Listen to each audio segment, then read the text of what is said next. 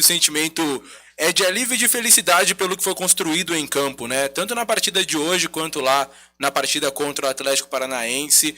Você veio com essa missão de fazer com que o Bragantino continuasse junto ao grupo de jogador, né, junto com o clube, continuasse na Série A do Campeonato Brasileiro, e o clube continua na Série A do Campeonato Brasileiro. Então, além da análise do jogo, gostaria que você falasse um pouco sobre isso também. Acho que são circunstâncias que fazem parte da nossa vida de treinador, né? A gente tem que encarar esses desafios. Se puder evitar, é melhor, porque é difícil. Esse contexto do que é esse dia a dia, do que é essa luta contra o rebaixamento, né? Mas, como eu falei algumas vezes, sendo o Red Bull, pelo clube que é e pelas pessoas que tem aqui, eu não podia deixar de aceitar o desafio. E acho que desses 7 jogos, se teve um jogo que realmente a gente não teria uma chance de conquistar uma vitória, foi o jogo do Internacional, pelo que ele foi. Todos os outros jogos com altos e baixos, mas nós produzimos o suficiente para vencer, né? Então a gente fica feliz que no momento decisivo nós somos capazes de produzir o futebol que a gente produziu hoje, né? Agora, o futebol que a gente produziu hoje, e em alguns jogos, né, assim, também em momentos importantes do jogo contra o Atlético Paranaense, ele, mesmo sendo 7 jogos, ele foi fruto de uma construção, da gente ter trabalhado no dia a dia, dos atletas estarem disponíveis para construir uma nova forma de jogar, que tem as suas particularidades, de treinar, e abertos a também individualmente evoluir. E aí vocês veem, se vocês pegarem os gols que a gente fez, inicialmente não fizemos gols, né? Criamos algumas chances, mas não fizemos gols. Analisa as jogadas inteiras dos gols, que você vai ver o quanto de qualidade, tanto individual quanto de situações de jogo, estão envolvidas nessas jogadas. O segundo gol ali contra o Atlético Paranaense, todo mundo fala do momento final, né? A bola começou no pé do Cleiton. Assiste a jogada desde o início. E ali era um momento que a gente sabia que estava rebaixado. Eu falei para os jogadores, a gente precisa avançar, vai ser desse jeito, porque se terminar assim a gente cai. E os jogadores conseguiram se posicionar e conseguiram jogar, né? Então, tem essa missão, acho que deu certo, a gente cumpriu o objetivo, mas isso só aconteceu porque teve um esforço de todos. Os jogadores trabalharam pra caramba. Eles fizeram inúmeras sessões de coaching, entendeu? O tempo que a gente usou para poder treinar, a gente trabalhou o repertório. E é a segunda vez que eu vivencio como treinador, né? Eu já tinha vivenciado como auxiliar técnico 2 vezes. Ambiente, assim, situação de rebaixamento, né? E o maior perigo que existe é o medo de ser rebaixado. Você não pode jogar com medo de ser rebaixado. E você não pode treinar com medo de ser rebaixado, porque senão você se fecha, você se retrai, né? Então você pega o jogo de hoje, por que o Criciúma conseguiu atacar tanto, fazer um gol, levar tanto perigo pra gente? Porque não tinha nada segurando eles. Totalmente desapegados das consequências do que poderia acontecer. Não é isso? E se a gente não tivesse uma dose disso e jogasse futebol, a gente ia diminuir e ia deixar o jogo, né, vantajoso para eles, porque não ia ter como a gente competir. Se a gente tivesse medo do rebaixamento e eles com medo de nada, a goleada ia ser para eles. Entendeu? E aí o grupo teve esse mérito de, no segundo tempo do jogo, ser agressivo para defender, ter coragem de atacar, sair construindo de trás, deu um frio na espinha do torcedor, aquela construção. Mas se não faz aquilo lá, vai se apequenando, vai se encolhendo, vai se diminuindo, e aí acaba entrando até num cenário que em alguns momentos já tinha acontecido com a gente, como foi momentos ali do jogo contra o Cruzeiro, né? Então, é muito difícil você ter que se desafiar, você ter que desempenhar acima do seu adversário, porque o adversário não é figurante, né? Estando com medo daquilo que pode acontecer. E a situação do rebaixamento, ela é dessa forma. E você constantemente tem que trabalhar no dia a dia e encarar essa situação. O medo vai bater em alguns momentos, mas você tem que passar por cima dele. A coragem tem que prevalecer sobre o medo, né? E eu acho que essa foi a narrativa desses 7 jogos e principalmente depois que a gente fez 2-0, a diferença que a gente teve de comportamento do que foi o final do primeiro tempo para aquilo que foi o segundo tempo, né? Então, assim, você pode falar, porra, o Criciúma não tá querendo nada, já estava rebaixado, entendeu? Mas às vezes isso é favorável para eles na circunstância do jogo, porque quem se precipita, quem fica nervoso, quem fica angustiado, ansioso, é a equipe que está jogando a vida, né? E a gente conseguiu voltar no segundo tempo com uma postura que nos permitiu jogar futebol. E aí os gols aconteceram, né? E o time conseguiu jogar futebol. Então a gente fica feliz. Não é fácil, né? É um desafio sempre muito difícil. Agora é trabalhar para merecer brigar em cima, né? Porque eu acho que todo mundo que trabalha no futebol tem essa ambição e prefere jogar nesse cenário. Fazer 3 pontos quando você está na parte de cima da tabela custa muito menos do que fazer 3 pontos quando você está na parte de baixo da tabela, né? A gente viu. A gente jogou só com 3 dias de intervalo entre um jogo e outro, mas a recuperação dos jogadores, fisiológica, ela foi muito melhor para esse jogo do que vinha sendo nos outros. Porque o organismo é uma coisa só, entendeu? Então com vitória você recupera melhor, você vai melhor pro próximo jogo. Então só assim, ganhou só 2 jogos, para quem tá lá embaixo, é muito mais difícil. É como se o cara que tá em cima ganhasse 4. Pode ter certeza do que eu tô falando. Então, a gente fica feliz, sabia do risco, mas acho que valeu a pena. A vida também, a gente não pode só escolher situação fácil, né? A gente tem que encarar. Eu acho que isso é uma coisa que enfim, é a mensagem que eu tinha que passar para minha família, para os meus filhos também, né? Não podia, por comodismo, por conforme, deixar de assumir o desafio, sendo que o clube confiou em mim, né? Fazer a proposta para nesse momento assumir. Então, é isso, seguimos. Fernando, boa noite, Pietro Loredo da Rádio Futebol Total. Você falou, né, foi contratado justamente nesse momento e o seu objetivo era livrar o time do rebaixamento. Mas claro que no começo do ano o objetivo não era esse. Ele trocou aí com o carro andando. Mas eu queria que você falasse qual foi essa virada de chave, se você acha que tem algum ponto específico, se foi no jogo contra o Atlético Paranaense, que você falou, não vai ter rebaixamento, a gente conseguiu recuperar essa confiança. E também falar do Eduardo Sacha, que nessa reta final o time não estava fazendo gols, e o Sacha fez 4 gols nessa reta final. Eu queria que você falasse um pouco da experiência do Sacha nessa reta final. Bom, assim, não tem algo que você falou e que aquilo lá, a chave vira num momento, mas ela vira porque existe muito estímulo e muito esforço de muita gente ao longo do tempo, e uma hora ela vira, você não pode desistir, entendeu? Então, se fosse uma palavra mágica, eu teria falado no dia que eu cheguei. Seria muito fácil, né? Eu senti a equipe assim se mobilizando muito antes dos jogos. Antes do jogo do São Paulo, assim, a forma como trabalhou, a forma como encarou o jogo, e inclusive a forma como jogou. Quer dizer, os 3 primeiros jogos, os 3 poderiam ter sido vitória, mas a que a gente mais mereceu a vitória foi contra o São Paulo, né? Então também, às vezes o resultado não vem, mas aquilo que você está produzindo gera confiança e gera, né, expectativa de que você vai poder alcançar se você continuar nesse caminho. E a conversa foi sempre essa, de que a gente tinha que ter a resiliência de continuar trabalhando para melhorar o nosso jogo, para melhorar coletivamente, individualmente, porque não existe atalho ou mágica para você chegar em resultado. Você precisa produzir. Você produzir, você precisa evoluir, acabou. Para isso você precisa trabalhar. É simples assim. Só que quando você está lutando numa situação de tabela contra o rebaixamento, nem todo mundo aguenta persistir. Eu acho que a diferença foi essa. A gente aguentou persistir.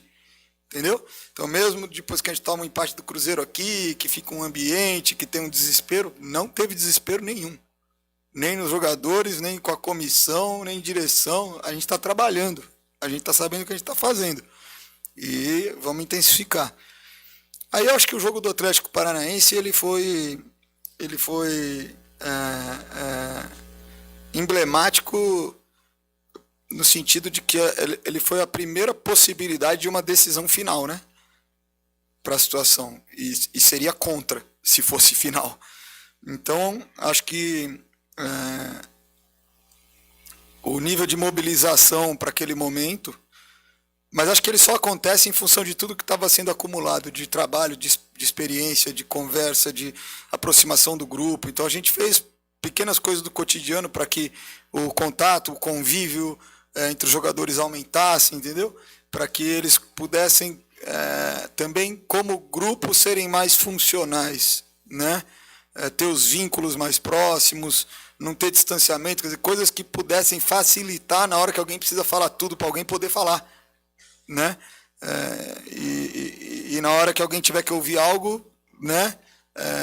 Saber da importância de ouvir, né? Então isso daí só acontece com vínculo, né? Quando tem propósito, com vínculo. E acho que a empresa como um todo também se mobilizou, veio o Oliver aqui, acho que se posicionou, quer dizer, foi um esforço de muita gente, de muitas mãos, de todos os níveis. Assim, quando você vê a goleada no final, você fala assim, não, encantou, né? Beleza, desencantou. E o que está por trás disso daí, né? Então é isso. E acho que o Sacha ele foi fundamental, né? Porque primeiro, ele, como jogador individualmente falando, ele tem muitas qualidades. Segundo, ele é um cara que sabe trabalhar coletivamente e que gosta do grupo e que gosta de dar atenção para o grupo e que se preocupa com as coisas que acontecem. Então, assim, as nossas relações, elas entram em campo.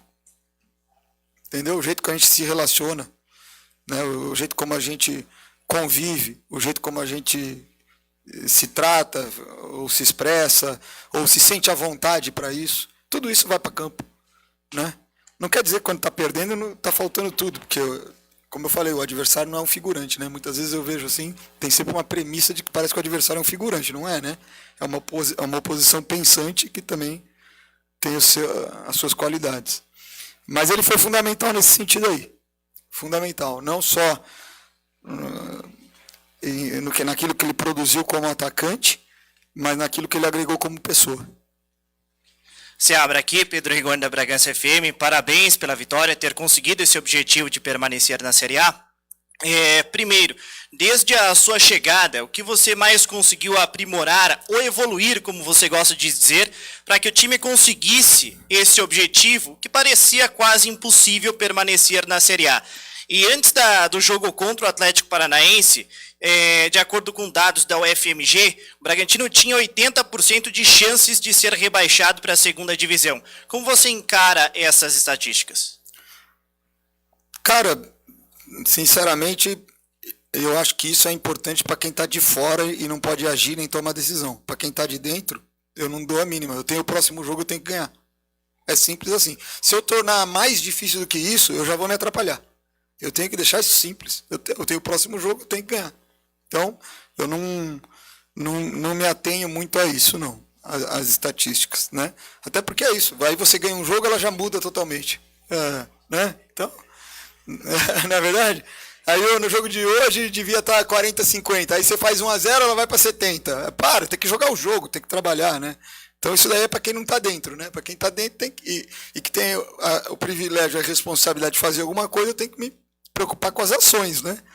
E não com especulações, né? Porque no fim das contas esse tipo de coisa ela é especulativa.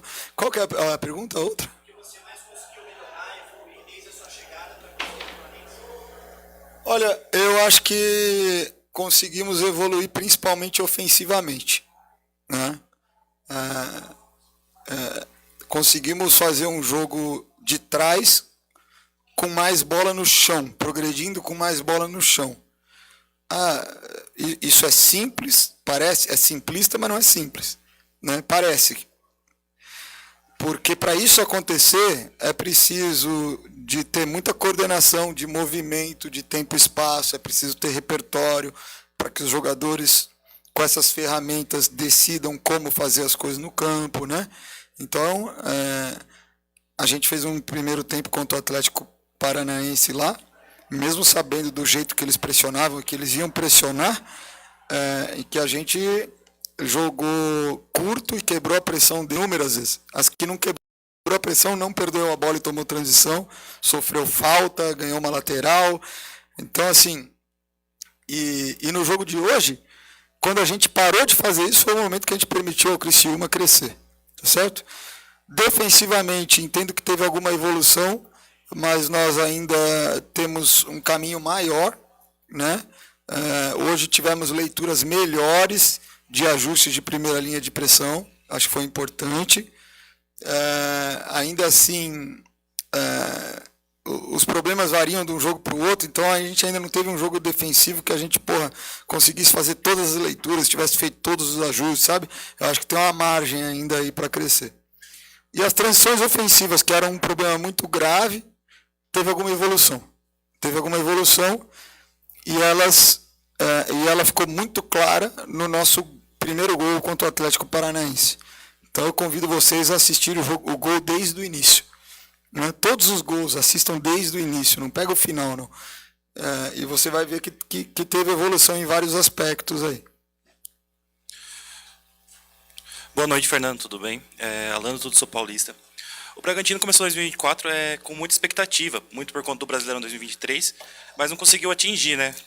Brigou pelo rebaixamento até o final, escapou na última rodada. E quais lições essa campanha 2024 teve para o Bragantino que que o Bragantino pode aprender e evoluir para 2025 e ter uma temporada melhor? Olha, eu não estou aqui desde o começo do ano, eu cheguei numa reta final, assim, com muito foco no problema imediato, né, do nosso jogo e de conquistar os resultados. Então, esse é um tipo de pergunta que eu nem me sinto capacitado, porque não estava aqui, não vivi nem o que foi o final do ano passado, nem o que foi o começo desse ano, né? Agora, a luta pelo rebaixamento no Campeonato Brasileiro da Série A, meu irmão, ela pode acontecer para qualquer um, qualquer ano. Essa é a verdade. Olha aí os times que estavam ameaçados de cair na última rodada, né? Então, a gente tem que sempre trabalhar muito bem nesse sentido e sempre viver na parte de cima da tabela. Viver na parte de cima da tabela faz bem para a saúde e ajuda a ganhar 3 pontos. Viver na parte de baixo da tabela faz mal para a saúde e dificulta pra caramba ganhar 3 pontos. Então, esse inclusive, eu tinha passado por esse momento no Cruzeiro no ano passado, né? A gente acabou escapando na penúltima rodada. E no começo desse ano, quando eu cheguei lá, eu falei isso pro grupo. A gente tem que ficar na parte de cima da tabela o ano inteiro. Entendeu? 10º a 20º. Não podemos bater em 11º, entendeu? Então, acho que... Só que, assim, uma coisa é você ter consciência disso, outra coisa é as coisas acontecerem. Porque durante o ano tem muitas coisas que fogem do seu controle. Nós tivemos agora, nesse ano, as datas FIFA sem jogos. O que aconteceu? O número de jogos não diminuiu. Então, acumulou mais nos momentos que não é data FIFA. Então tem um bloco de 10 jogos, tem um bloco de 9 jogos, tem outro bloco... Os caras lesionam, meu irmão. Os caras quebram. Né? Você pega o Atlético Mineiro na metade do campeonato, ficou com muitos jogadores indisponíveis, sofreu 3 goleadas de 4, com tudo que tem de investimento, de elenco. Então, o calendário de futebol no Brasil também, ele gera mais aleatoriedade ainda. Né? Então todo mundo está sujeito. Não vou vir aqui e falar para você, não, se a gente fizer A, B e C, isso não vai acontecer. Não, vai preparado para tudo. Entendeu? Isso é a verdade. Boa noite, Seabra, Ana, do Bragança em Pauta. Você falou aqui durante a coletiva que as relações entram em campo. Quando você chegou aqui para esses 7 jogos, havia uma baixa motivação da equipe, e isso foi um problema. Qual foi o principal problema que você encontrou, né? Se era baixa motivação, se tinha problema de vestiário, porque a gente percebe uma mudança de comportamento da equipe, dos jogadores, demonstrando mais união nessas últimas partidas desde a sua chegada. Se os jogadores lesionados foram a maior dificuldade, enfim, qual foi a maior dificuldade? Já aproveitando e emendando uma segunda pergunta, é a pergunta pergunta do torcedor. Se você fica para comandar a equipe no Paulista o ano que vem. Eu tô achando que eu fico, né? Não tô sabendo de nada. Tenho contrato até dezembro. Não, esse negócio das relações é isso, né? Uma coisa que eu senti é que os vínculos, os jogadores se gostavam, se respeitavam, assim. É claro que existe afinidades e alguns grupos de afinidade, mas não havia racha nenhum, e isso não atrapalhava, mas para a emergência que a gente estava, a gente precisava aglutinar, a gente precisava conviver, a gente precisava aproximar mais, entendeu? E aí coisas simples que a gente fez no dia a dia, um pouco mais de concentração num momento ou outro, refeições todo mundo junto, entendeu? Mas principalmente as nossas dinâmicas no jeito da gente fazer, dando abertura para que eles também pudessem falar, né? E provocando a participação deles em todos os momentos. Então, vamos fazer aqui uma reunião pós-jogo, vamos entender o que aconteceu. Eu sempre deixei o ambiente o mais saudável possível para que eles se sentissem seguros para se colocar, para se expor. Porque eu também precisava conhecê-los, eu também precisava entender o que passava na cabeça deles, em termos de convicção, em termos de crença, em termos das emoções que aconteciam no momento, né? E quando o jogador ele se sente seguro para opinar ao contrário do que um outro jogador falou, ou ao contrário do que o próprio treinador falou, quer dizer, e aí a consequência é a gente se entender e não tem nenhuma consequência negativa, isso vai fortalecendo. Faz sentido tá ali é bacana, não é todo lugar que tem isso, entendeu? Então a gente buscou criar um ambiente seguro de participação, porque só com participação vai ter responsabilização, certo? Autorresponsabilização, né? Então, as coisas foram acontecendo nesse sentido, a adesão dos jogadores foi muito boa, a participação também, e é o jeito que eu acredito e penso que as coisas devam acontecer para que todo mundo esteja engajado, né? E para que gere um senso de pertencimento, e aí acho que é isso que vocês estão se referindo, né? Porque você começa a ver que os caras estão agindo como se fosse uma coisa só, né? Boa noite, Seabra. Gabriel Ferreira, Mosaico Esportivo. Eu gostaria que você falasse do dilema que é estar em um trabalho que, de certa forma, está no começo, então você tem que implementar o modelo de jogo, tendo em vista que está brigando contra o rebaixamento, então tem que falar para os jogadores saírem por baixo, com o Cleiton, iniciando a jogada, mas muitas vezes também na parte tática, pode até me corrigir, acho que a maioria dos jogos você começou com 4-2-3-1, com algumas variações, e o quanto os resultados também mexem com a cabeça de todos, né? De querer mudar, querer fazer diferente, talvez, para sair dessa situação. Enfim, sobre esse dilema em si. E rapidinho também sobre a importância do intervalo no jogo de hoje, né? Porque o Criciúma cresceu no jogo e o intervalo talvez tenha dado aquele tempo para o jogador poder respirar. Enfim, o que você falou para os jogadores no vestiário. Obrigado. Não, o intervalo, assim, a gente foi muito incisivo em mostrar que era possível jogar, que eles estavam deixando o Jadson livre, que a gente tinha um homem livre e usou só uma vez, a gente mostrou no vídeo a situação que a gente usou, o desequilíbrio que podia gerar. A gente mostrou os nossos movimentos, os nossos médios, tirando os volantes deles de posição e permitindo a gente jogar entre linhas. E a gente mostrou para eles que depois que a gente fez 2-0 a gente parou de jogar. E que não faz sentido parar de jogar se as vantagens estão claras, né? E que a gente teria que continuar dando trabalho para o Criciúma, porque seria mais seguro se a gente atacasse do que se a gente ficasse só pensando em segurar um resultado, só em se defender. E aí é normal, nesse momento, o medo de perder aquela vantagem que você conquistou, ela vai gerando inibição da sua forma de jogar. Mas eu falei para eles exatamente o que eu já disse aqui. O Criciúma foi agressivo, gerou chance de gol, pesou a nossa área, porque eles não têm nada a perder. Se a gente ficar jogando pensando em tudo que a gente tem a perder, a gente já está derrotado. A gente não vai conseguir jogar de igual para igual. Eles vão ter muita vantagem. Então vocês têm que voltar a jogar de futebol. E até olhei na hora do gol, você viu o relógio na hora do gol? cobrei eles que tinha que sair o terceiro gol antes de 10 minutos. Aí acho que saiu com 10 minutos, um negócio assim. Então, colocar essa energia no sentido de tá na nossa mão, a gente sabe o que a gente tem que fazer, não faz sentido a gente parar de fazer e depois ficar dependendo de uma bola, deixar um adversário crescer, ainda mais que tem as qualidades das bolas paradas, dos cruzamentos na área que eles têm. Então o intervalo foi nesse sentido aí. A primeira pergunta?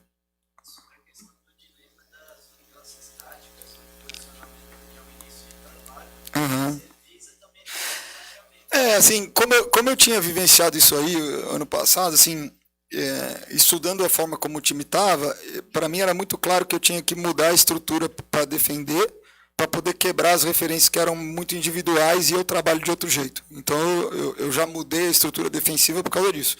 Porque se eu mantenho a estrutura e tento mudar as referências para zonais, ia ser muito mais difícil para os jogadores por causa de todos os automatismos que eles tinham diante daquela estrutura, né?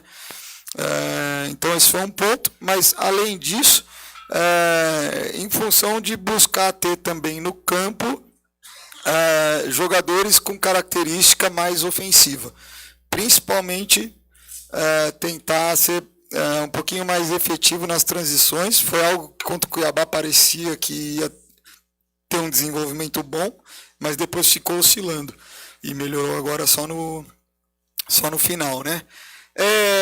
Não tem meio termo, meu. Ou você vai ou você não vai, entendeu? Então eu fui all in, entendeu? É esse o jeito, vamos fazer junto. O que vocês têm que ter é o coração e a mente aberta, entendeu? Para trabalhar, para isso fazer sentido, para se apropriar disso daí. E é desse jeito que nós vamos, porque senão também eu não consigo. Como é que eu vou liderar? Fazendo de uma forma que eu não tenho convicção naquilo. Tá certo? Então, nesse sentido aí,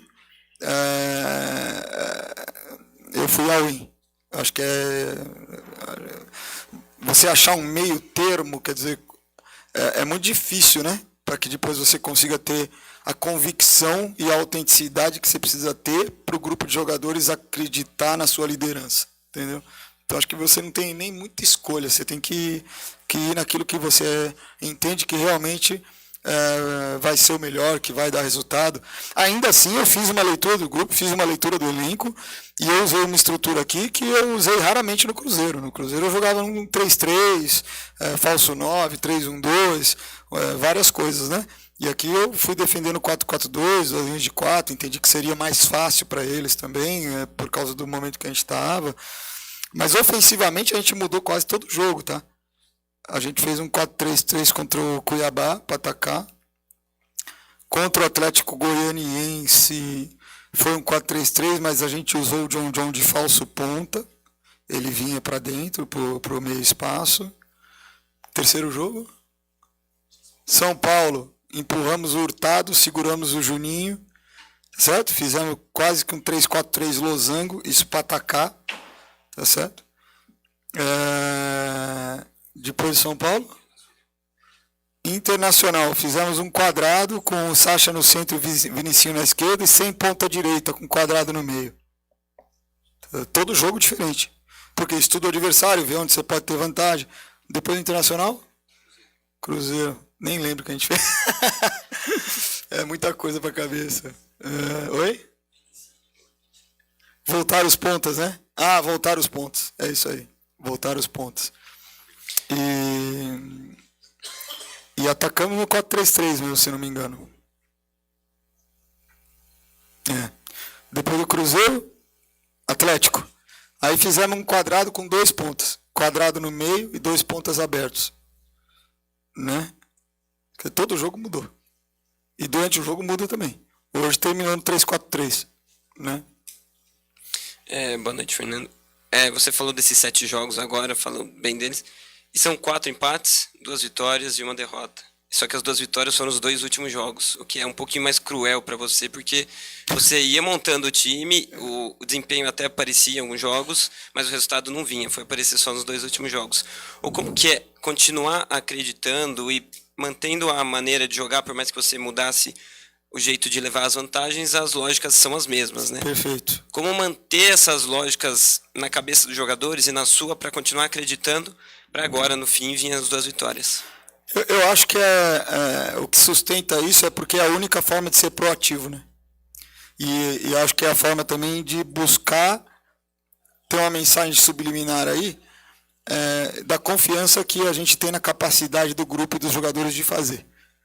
Né? Então a gente buscou não diminuir os jogadores, mas sim desafiá-los, né? Então quando você pega um cenário como é o último jogo contra o Atlético Paranaense, e você vai na casa dos caras naquela situação e você se propõe a jogar, né? E muito do que a gente tentou contra o Inter, a gente aplicou contra o Atlético Paranaense lá. Só que melhorado em função de algumas situações que o Inter conseguiu marcar a gente. Né? Então, às vezes um jogo não te dá o resultado, mas tem coisas daquele jogo que vai te servir depois.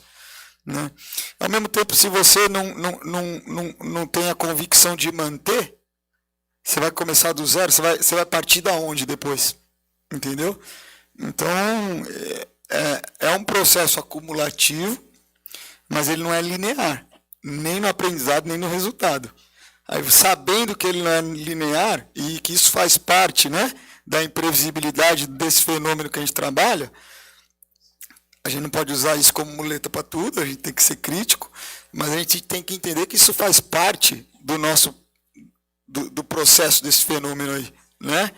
E isso, junto com tudo que a gente já viveu, dá para a gente a segurança de continuar e de persistir, tá certo? Então, é uma pergunta boa, mas eu acho que é isso, né? Assim, aí entra muito na nossa capacidade de, no dia a dia, analisar com critério, ganhando ou perdendo, o que está tendo evolução, o que está tendo compreensão, o que não está tendo, né? E às vezes tem situações que elas não se concretizam no jogo, mas elas já mostram que o aprendizado está acontecendo. Né? Então, hoje a gente fez, contra o Internacional, contra o Atlético Paranaense, a gente fez um gol com cruzamento de canal com o Sacha antecipando na primeira trave, que era uma bola que a gente queria ter feito contra o Internacional, não conseguiu. Né? Hoje a gente faz o segundo gol com o ponta fechando na segunda trave e fazendo gol no canal. Se vocês forem lembrar o jogo contra o Cuiabá aqui, quantas bolas passaram na segunda trave e o ponta não teve leitura e tempo para fazer a entrada? Entendeu? Então, tudo isso é persistência. Né? Então, só para dar ilustrar aí com algum exemplo concreto. Boa noite, Fernando, tudo bem? Otávio Rocha, da Vavel Brasil. Você que veio do Cruzeiro agora para o Bragantino, quero saber a principal diferença ou as diferenças que tem de trabalhar numa SAF, como era o Cruzeiro, para um clube empresa que é o Red Bull Bragantino. Diferenças de pressão de torcida, de tratamento com diretoria, enfim. Apesar do pouco tempo, né, eu quero que você fale um pouco sobre isso, essa principal diferença entre as duas equipes. Olha, são dois ambientes de trabalho, dois clubes altamente profissionais, né? Muito bem estruturados, assim, os processos da área técnica, da área de saúde, o nível de profissional que trabalha dentro do clube, né? Assim como, acho que os dois estão muito semelhantes nesse sentido. Acho que os dois clubes têm estratégias diferentes nessa questão aí da montagem de elenco, né? Então você tem no Cruzeiro aí uma agressividade no mercado, com um investimento muito alto em jogadores que já são consagrados, né? E a estratégia que vem sendo utilizada até aqui, ela é diferente nesse sentido, né? O grupo tem uma faixa etária menor e buscar potencializar, desenvolver e fazer com que esses jogadores se tornem mais maduros, né? Com a passagem deles aqui. Então, acho que tem essa diferença de estratégia, mas do ponto de vista operacional, de CT, de nível de estrutura, assim, muito próximos, muito semelhantes, né? Boa noite, Fernando. Paulinho Cunha, da Rádio Cidade das Águas, programa Corneteiros. Primeiro eu quero agradecer a todos por esse ano aqui no Red Bull Bragantino, que sempre nos recepcionou muito bem. E dar o parabéns a todos, né? Acredito que esses 3 últimos dias aqui deve ter sido o mais longo da vida de vocês. Você mencionou em relação à formação tática, né? Mencionou aí a partida do Criciúma, aonde a bola passava pela área e não tinha ninguém, até cheguei... Cuiabá.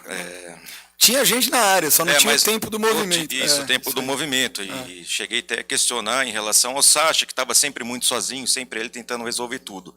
E a gente viu essa mudança do Atlético para o jogo do Atlético Paranaense e para o jogo de hoje. Você acredita que encontrou a formação tática hoje do Red Bull Bragantino, já pensando no Paulista para o ano que vem, que já começa dia 15? Deixa eu falar. A minha vida ela foi assim, ó. A gente, no Sub-20 lá do Cruzeiro, pegou o Campeonato Mineiro, que teve jogo pra caramba ano passado, interminável. Aí foi oitava, quarta, semi, final. Aí Copa do Brasil Sub-20, 16ª, oitava, quarta, semifinal, tudo simultâneo, um monte de jogo. Tivemos 2 semanas de folga, aí eu volto para preparar para a Copa São Paulo. Aí dá 3, 4 dias, acontece a troca do comando lá e eu vou ajudar o time principal na situação do rebaixamento. Aí é uma loucura também. Termina, eu tenho 3 dias de folga e volto para fazer a Copa São Paulo. Aí só passo o Natal com a família, faço a Copa São Paulo, vou até a final. Na final foi dia 25, dia 28 eu estava aqui me apresentando, dia 30 eu tive jogo, então foram 9 da Copa São Paulo, 15, só que a minha temporada ela começou na luta pelo rebaixamento lá, porque eu não parei depois dela, né? Eu fui parar depois de 35 jogos no Cruzeiro agora. Hoje foi acho que o 66º jogo meu. Se considerar com esses 6 do ano passado que eu não parei, 72. Então assim, ó, não quero nem pensar no Campeonato Paulista. Seabra, Eberson, boa noite. Não, tem um detalhe, só desculpa, tem um detalhe. Faz 40 dias que eu tô aqui, eu passei em São Paulo 3 vezes só. Todos os outros dias eu tô morando no CT. Então... Seabra, boa noite, Eberson, Rádio 102 FM. Tem uma questão que ela passa muito pela diretoria, que ela passa pelo desejo do atleta, mas o artilheiro do Campeonato Brasileiro é o Alejandro, que pertence ao clube, que é um ativo do clube. Você gostaria de contar com o Alejandro para a próxima temporada? É isso que eu acabei de responder para ele. Não tenho a menor condição de te responder essa pergunta. Mas zero, vocês estão muito ansiosos. Acabamos de escapar do rebaixamento no meio de uma situação toda como essa. Tudo isso vai ser discutido com calma, acho que do jeito certo, na hora certa. Acho que esse momento não é para se tomar decisão nenhuma, é para realmente tomar um pouco de oxigênio, né? Então, mas com certeza isso daí vai ser debatido internamente. Muito obrigado, professor. Obrigado a todos. Boa noite.